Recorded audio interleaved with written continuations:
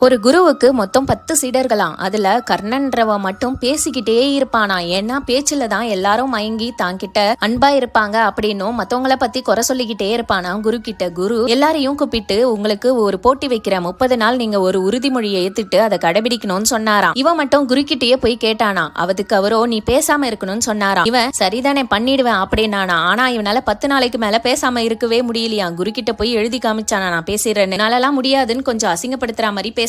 உடனே இவன் நான் இருந்து காமிக்கிறேன் அப்படின்னு சொன்னானா. திரும்பியும் குரு அவனை உற்சாகப்படுத்தினாராம். இந்த சத்தங்கள்ல இருந்து விடுபடணும்னா நீ காட்டுக்கு போ அப்படின்னு அனுப்பி வச்சாராம். ஆனா 30 நாள் ஆகியும் அவன் திரும்ப வரலையா. ஒரு நாள் கழிச்சு அவன் வந்தானா. ரொம்ப சாந்த சொரூபனா இருந்தானா. என்ன கேள்வி கேட்டாலும் வளவலன்னு பேசாம அப்படியே அறமுள்ளதா பேசினானா. எல்லாருக்கும் ஒரே ஆச்சரியமா. அமைதி மனிதனை என்ன செஞ்சிரும் அப்படின்றதுக்கு கர்ணன் ஒரு உதாரணம். வார்த்தைகளை குறைச்சி வாழறவன் மேம்படுவான். உடனே நீங்க எல்லாம் கேட்கலாம், அதுக்கு நான் காட்டுக்கு போகணுமான்னு. இல்ல, நம்மளுக்கு கோபம் வரும்போது வார்த்தைகளை விடாம அமைதியா இருந்துட்டாலே